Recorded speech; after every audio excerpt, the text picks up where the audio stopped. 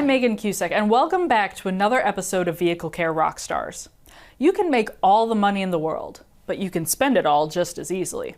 That was an early life lesson Brent Gyuricza, dealer principal of Maverick Motorsports based in western Montana, learned as a young entrepreneur. And from it, he realized that money isn't everything. And yet, it's vital to keep a business going. So just how did Brent grow his business into 3 dealerships bringing in several $1 million a year? Let's find out.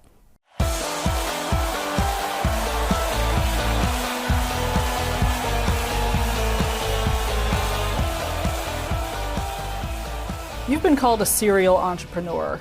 What does that mean? Tell me about your journey and how that led you into power sports. Sure. I have always had a passion for starting things, for building things, for doing things. I started off in the 4th grade. I think the first thing, looking back, that I remember doing that people found as unique is I went door to door raising money for muscular dystrophy in the 4th grade. I used to put together little community events, like a little community circus, and try and go around the neighborhood and get adults to come. I think I charged like 5 cents. In high school, I needed money. I liked candy, and I always felt like I never could eat enough food. So I started selling candy and suckers and just candy before classes would start. And I remember the teacher, they finally banned me, and they said I was taking too many sales away from the student store. Oh. They also sold candy, so I got shut down. Also used to sell magazines out of my locker. I'd go find magazines out of garbage dumpsters and bring them to school and resell them in the classes. I hope they weren't too dirty. Well, let's just leave that one ambiguous. So, yeah, there are certain magazines you find in a dumpster that do sell for more than other magazines. Oh, okay.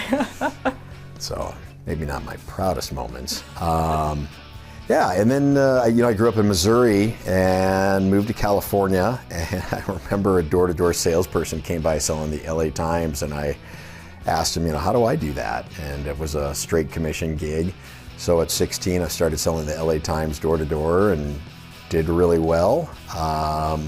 Went to school, started managing for a men's clothing store, and from there moved out actually to California to work with the church, or back to California. I was in Oklahoma at the time, and when I moved out there, got a job working in corporate supply contracts. So I was 22, and at 22 somehow I managed to land Microsoft, Hewlett Packard, Amgen, Rockwell Science Center as some of my main clients. Became the top salesperson by age 23, and realized that it doesn't matter how much money you make, you can always spend all of it.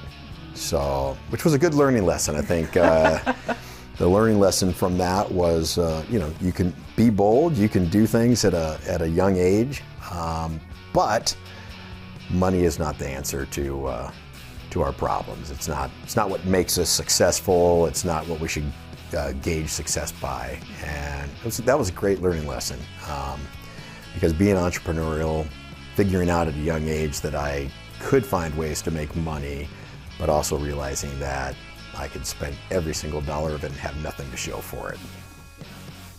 Okay, and so then how did all that lead you into the power sports business? Oh, wow. That is a great question. So I had moved up to Montana, and that was quite some time ago. And I went up there again to work with the church, but ended up in business again. And I started my own corporate supply contract, landed a couple of really nice contracts in the state. And through that, though, just found I was kind of lacking, not really doing what I wanted to, and always had a passion for kind of giving back to the community. So there was a youth organization up there, and the executive director was stepping down, and I applied for the position, and ended up from that place, really small youth organization. We built a 34,000 square foot community center, And that we started that project right as the 2008 housing downturn happened. So we had about $750,000 in donations that evaporated overnight. We made it through. We got it built, we got it stabilized, but at the end I was like, I'm ready to do something different. Didn't want to go back to supply contracts. I'd just gone in and bought a motorcycle, and I don't want to say I was unhappy with the process, but I just remember thinking like, boy, this could be so much better. And we're in a town, there just didn't seem to be a great motorcycle shop in there. And so I came back home and brought it up one night at dinner, and my sons were all about it. They were like, yeah. I was like, I'm gonna go, I think I'm gonna go offer to buy that dealership. And it just happened. I did go back in to go talk to him about it because I just thought, let's buy it. It's good brands, I like it. And it just so happened that he had just listed it for sale. Wow. So talk about Providence there. The timing was great, and we picked it up. There had been an old Cummins diesel building that Cummins had moved out of, repair facility, and I had been looking at this building, and every time I drove by it, I was like, I just want to buy that building and put something in it. So as soon as we locked down on the motorsports business, we went up, we acquired that building, moved into it, so effectively like quadrupling the space, and that was the beginning. I think we took a store that was doing about $700,000 a month in business, and within a year we'd taken it to 1.5. By the second year we were getting close to 3 million, and it's been on a good rise ever since. That's fantastic. So yeah, and now how many stores do you have? So 3, so Missoula, all in Montana. So Missoula, Phillipsburg, which is just a small, cute little community, and then Butte, Montana, or as some historians would know it is, Butte, America, because when people would immigrate over to the U.S., they knew they wanted to go to the mines in Butte, and they would write down on their applications, Butte, America. So, which is, it's a fun town. It's a great town. So We're happy to be in all of them. Okay, very cool. Now, so did you see the same level of or exponential growth at your other stores there, or was? Yeah. So we had grown the Missoula store all the way up to a certain level, and during that time gotten to know some of these other dealers in the area. And I think one of the most important things to us was, is there a great core group, a great core element of staff, and which is really hard to come by in Montana. I've pointed out before that Montana is the size of all of the entire United Kingdom and Ireland, with 1/13 the population of London alone.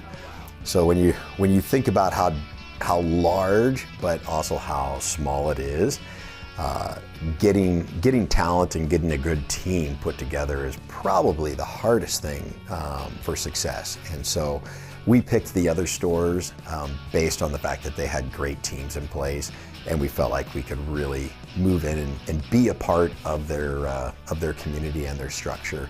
So yes, they've had some good growth, and we've had a chance to develop them. Of course, now we're on the downside of post-COVID, so we're seeing a little bit of a flattening in those areas, but we kind of see that as a standard industry bump. Yeah. But what would you say was, your secret to, getting that growth going there? Was it, just the team culture there, or what do you think led to that? I feel it's never one thing, is it? I mean, I think it changes obviously with time. I think initially it had to do with marketing. I don't think there'd been a lot of motorsports companies that were really marketing in our community. We were, and of course these numbers are pretty small now and for most areas, but we were the first motorsports industry in all of Montana to have over 1,000 followers on Facebook. And then our goal was to hit 4,000, and then we noticed everyone else started jumping on that bandwagon, but we moved on. But I think the marketing was a big part of that initial thrust for us. Is how do we reach out to the community? How do we let them know we're here and that we're engaged? I think the next thing was finding people that were passionate about the industry. Because you can go into a really large motorsports store and get a Walmart feel, like it's everything there that you want, and there's people that can help you, and that may even be nice people, but finding people that are passionate in your industry and are passionate about what you're doing, that becomes a little bit more complicated. I would say long-term, that's probably the biggest key to the success. Now, what's your favorite part of the job? Oh, it's the people. The people are the employees and customers. They are the best and sometimes the worst part of the job. But overall, that's my favorite part, right? The characters, the individuals that come in, the stories that you hear, the people that you make a connection with or maybe go out riding with on a weekend. And that's the staff that you get a chance to get to know, be a part of their family, go out riding with on a weekend. That's the people are what really make it. Yeah. And even the ones you don't like sometimes are actually as much the fun. The stories you get to tell from some of those folks are pretty spectacular. I'm sure, especially in this industry. Yeah, because they're passionate people too. I mean, I think something about power sports evokes or attracts very passionate people. So that can be great, and it can be not so great. So, all right, well, speaking of, what are some perhaps obstacles you're having to overcome in your professional life right now?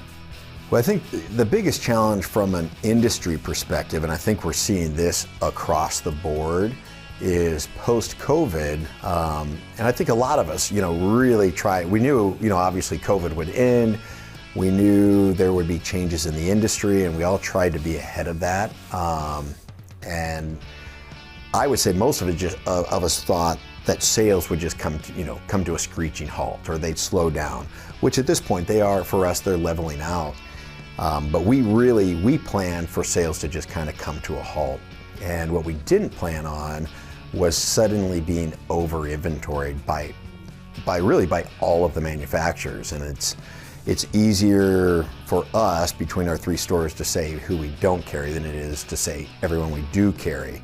And I can say it was pretty much a systemic problem across the industry that we suddenly were over inventoried. And we went from paying almost no flooring interest in selling everything we had to suddenly not being able to sell everything we have. Getting back into the pre-COVID days where we were really having to fight to maintain price margins because everyone was over inventoried, and it became a race to the bottom again. Suddenly we're back in sub 10% margin range. But I think the biggest one that really took us by surprise was the flooring interest. And we found ourselves not getting on top of the inventory control systems fast enough. And then we found ourselves paying in a matter of 2 months in flooring interest charges what we had not paid in the prior 4 years combined. So just a massive deficit of cash flow. And then an incredible surge to again move back to the first thing that helped us be successful, and that was how do we market, how do we get ourselves back out there, and how do we sell things really inexpensively and below prices that we're happy with without creating a permanent discount culture. So professionally, I think that was the biggest thing. And I think outside of that, I think the hardest thing for me is just navigating personnel. There were a lot of opportunities during COVID, and so we lost some staff. Post-COVID, we've regained some of those staff back, which is exciting. It means we were a fun place to work and they wanted to come back to us. I did on a separate note, I lost my son in the last year. He'd been a part of the business. I'd had a lot of hope that he would be a successor in the business, and so that's been incredibly hard to just to continue on when you have such a big life devastating moment. Change your plans, change your trajectory. You mentioned that one of the current challenges that you guys are facing as a dealership is you've just been flooded with all this inventory. Is there anything that you have done to fight against that? Yeah, well, number one, realize that a lot of some of it it may have been forced on us, but we needed, number one, to take a look at ourselves. What were we doing wrong? And post-COVID, I mean, we just got used to, during COVID years, that you could never get enough inventory, that every piece of inventory you got was going to sell within a matter of weeks. And we just took it all in. So we stopped a lot of what had been standardized practices that we always had, which is, did we order it? And before it comes off the truck, did we order it? Were we expecting it? You know, do we have a shipping order that says we're supposed to receive this? And we pulled a lot of inventory off of trucks that we had never ordered, we never should have accepted, but then it stayed on our lot. And so part of that was going back, kind of like we mentioned earlier, to realizing what were we doing pre-COVID that we gave up because it just didn't seem to apply anymore. Going back to just standard business practices. The second thing was, though, is we did have to challenge a few of these manufacturers when we realized that they had massively overstuffed us with inventory. And we were feeling frustrated, and we didn't like some of the, how do I say this politically? We didn't like some of the ways that they were approaching us, almost like we were indentured servants to them. And it started feeling wrong. We started feeling maybe a bit bullied. And it was this year, we were faced with a couple of decisions, and we decided to not do what the manufacturer was asking us. We were then subsequently put on notice that we were in violation, and we were told how we would come out of it, and we just said, no, you guys are being bullies. And we put our foot down. We took it to the state and wrote just a simple letter saying this is what's going on and we feel like it's wrong. What do you think?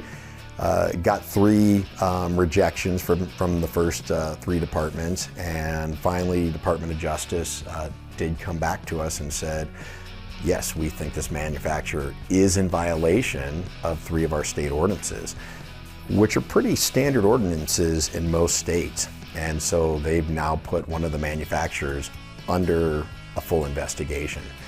It's not something that we like to be at. We don't want to be in a contentious relationship with a manufacturer that we honestly love and trust. But I think sometimes we have to do those hard things. I mean, I think it's even like in a relationship, sometimes you have to face the hard decisions. And so doing that was a hard one. I mean, we're in the middle of it right now. I can't tell you exactly where it's going to end. But I think just reaching out to the state and feeling like they were willing to back us definitely gave us a sense of, yeah, we're not crazy, you know. This is wrong. This is wrong behavior. And a lot of that has to do with that overstocking. And I think, to get maybe a little bit more specific, I mean, it started when the manufacturer made us increase our credit lines, even though we had not, even in the years before COVID, even in the prior 4 years, had never maxed out our credit lines. And now all of a sudden, post-pandemic, we've got increased credit lines by 35%, and suddenly we're maxed out with the highest flooring interest levels we've seen in over a decade. And suddenly, within 2 months, we're paying more in flooring interest than we had in the prior 4 years combined. that's deeply concerning, and it's not sustainable for us as an industry.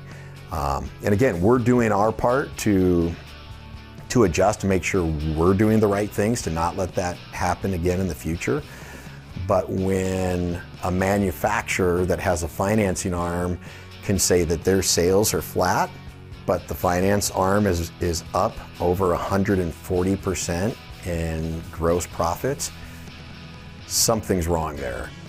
When the manufacturer is making money just by their units sitting on your floor, and they lose interest or concern whether you're selling the units or not, because they're still making money, that becomes a little incestuous. I mean, in my opinion, and that was also the opinion of the state, it starts to verge on the level of antitrust and monopolistic practices. And so I think there's going to have to be some adjustments by some of the manufacturers out there and how they treat their dealers. And I think if they're not going to do it, whether we like that manufacturer or not, I think we have to call them on the carpet and say, this isn't right, it's not fair, and we know you're big and we're little, but sometimes you gotta David and Goliath it. Yeah, no, I think that was a very impressive thing to do there. So what is the biggest challenge you have faced in your business?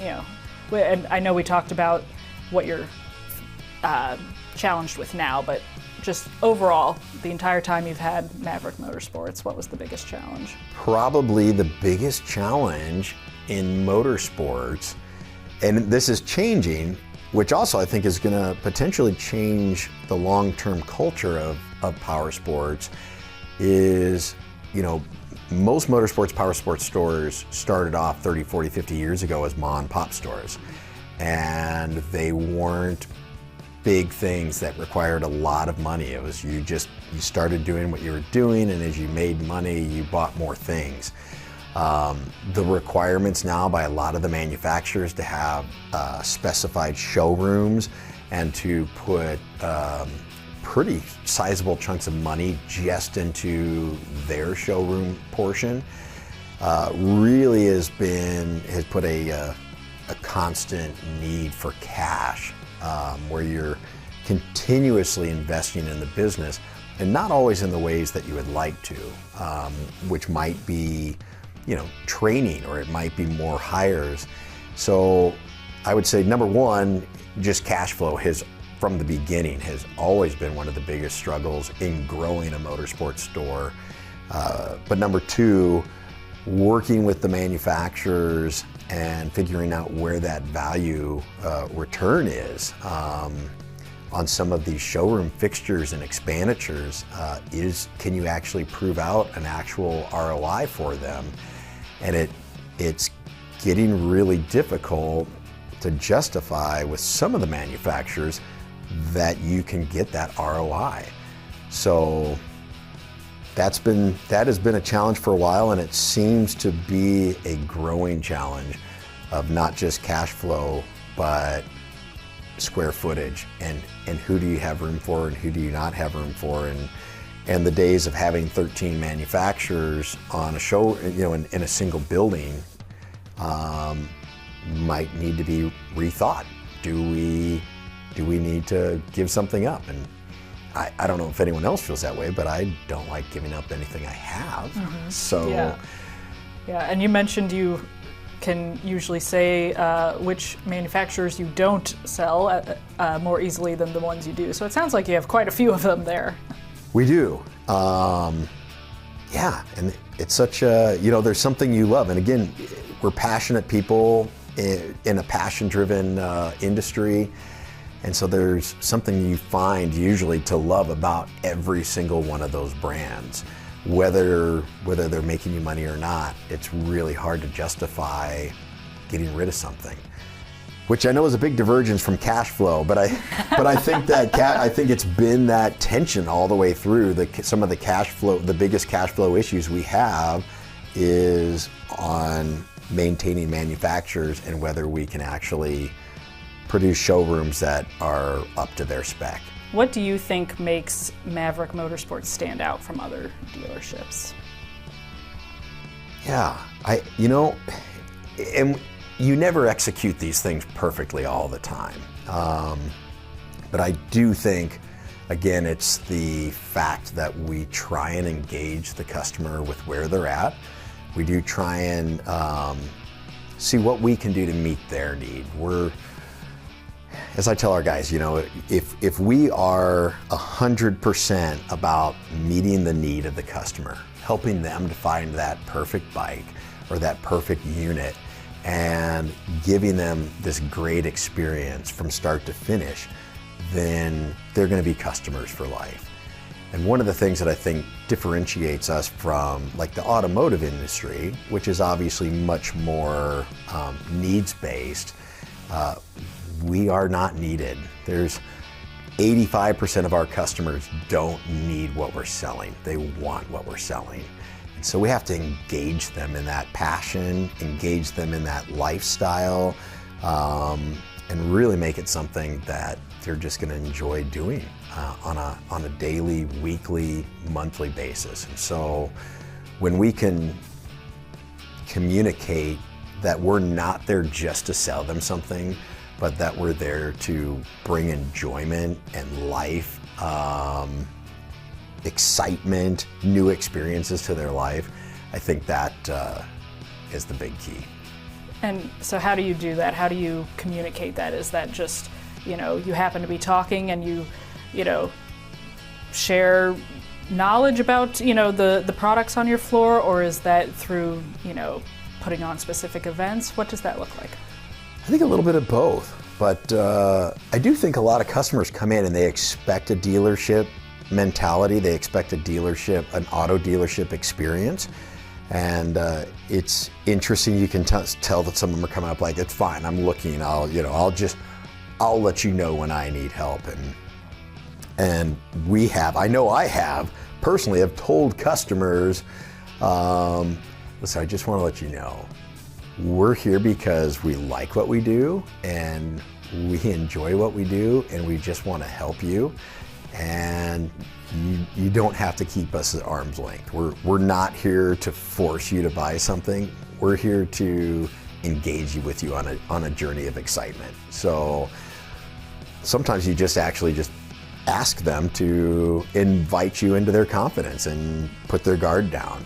Outside of that, events, and man, that's been one of the big things that we have been pretty excited about getting started, because during COVID, that didn't happen.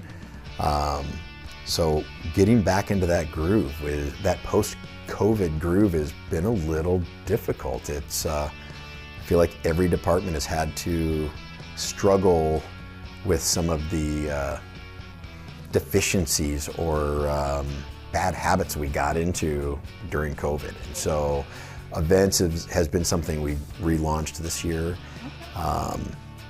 Being a part of Motorcycle Safety Foundation is a big way that we differentiate ourselves, because we want people, particularly if they're on a motorcycle, to be out there, to be riding, and to be safe. Absolutely. That's the most important thing for sure. All right. Well, so, you guys say you just relaunched events this year. Do you have any other goals for the business in the upcoming years? What's your next step with Maverick Motorsports? Well, that is the big question, and we're at that point. Do we continue to expand? Do we refine? Do we stay where we're at and refine our processes and just become really great at what we're doing, or something completely different? And I think all of those are on the table.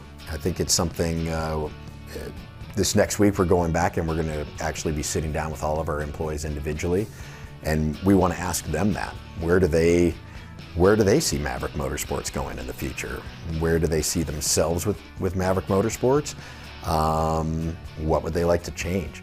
And I think we're at a really great place to imagine new things. I think we know what we can and do well. And the question is there something we can do inside of that framework that that adds to everyone's happiness and makes us more successful as a company.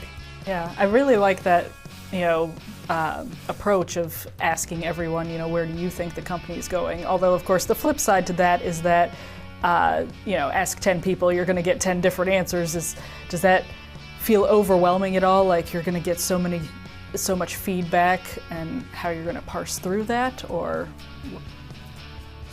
Yes, right? And it is amazing, some of the absolutely insane comments that we will get, even some from our pre-interviews. You're like, oh, that's a really great idea. It's never going to happen. But you do start to find some continuity of thought patterns, and a couple of them are definitely really unique. I think some of the things I'm most excited about is having better customer interaction, having more hangout time and hangout spaces for customers to be in the dealership.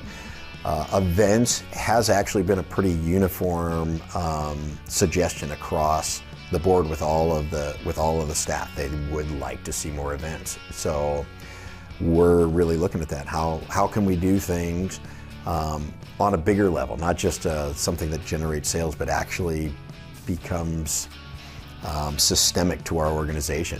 How do we make events part of what we do, and maybe even just be successful in events? So that'll be one of the big ones we're going to look at. Brent Gyuricza has been called a serial entrepreneur. From his early childhood enterprises of selling candy and magazines to now running a powersports dealership, he's had to run the gauntlet of challenges and pull himself up by his bootstraps to keep things going. Yet it's those same challenges that he credits to his success. But running a business is a series of bumpy whoops, one after the next, and the powersports industry has created its fair share of them. Join us next time to learn what challenges Brent sees for the powersports industry and how you can take the whole shot to get ahead.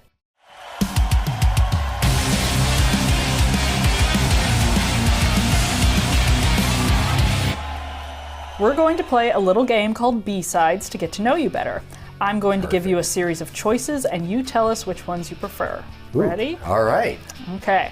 Let's start with some general questions. Yes. Ranch life or city life? Ranch life. Okay. Go fly fishing or pheasant hunting? Oh, both? Why does that have to be a choice? All right, I'll give you that one. Okay, would you do some light reading on astronomy or quantum mechanics? Ooh. Wow, I struggle more with quantum mechanics, so I probably would be inclined towards astronomy. Okay. Beach or mountains? Wow. Well, that's a tough one. No, I'd have to go with the mountains. Yeah. There's nothing like a good beach day, but if I had to choose, we're going mountains. Okay. Winter in Montana or summer in Texas? Winter in Montana.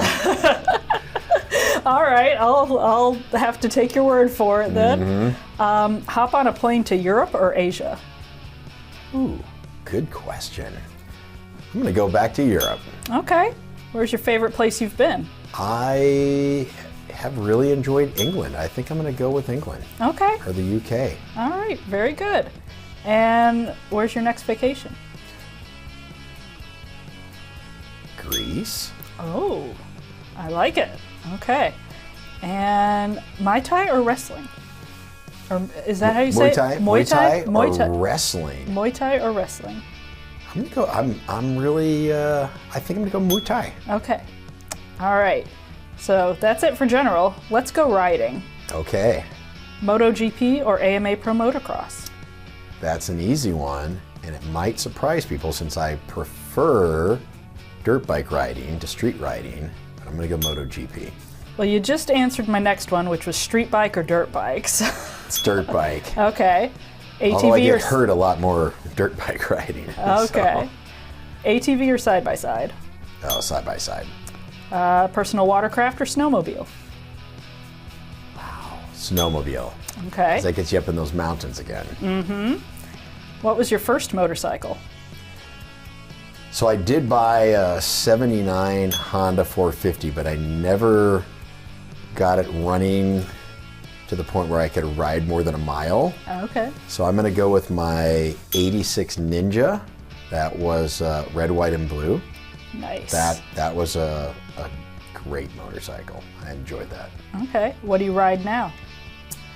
What don't I ride now? I happen to be one of the first times at the moment where I'm not riding a Triumph. I've been riding the Kawasaki 900 50th Anniversary Edition, the RS. And I've got a Yamaha YZ250 XX or FX. And I'm riding a TM144 as a little dirt bike. So 2 dirt bikes, 1 street bike, but I think a Tiger 900 is going to be coming into the stable here within the next 6 months. Okay. Is that your dream motorcycle? You know, I probably have more miles on a Tiger than any other motorcycle or any other model. And I love some of the new additions or some of the new upgrades and changes they've made to the Tiger 900. I love the bike and it's great. It's a great adventure bike, so it's perfect for Montana. Nice.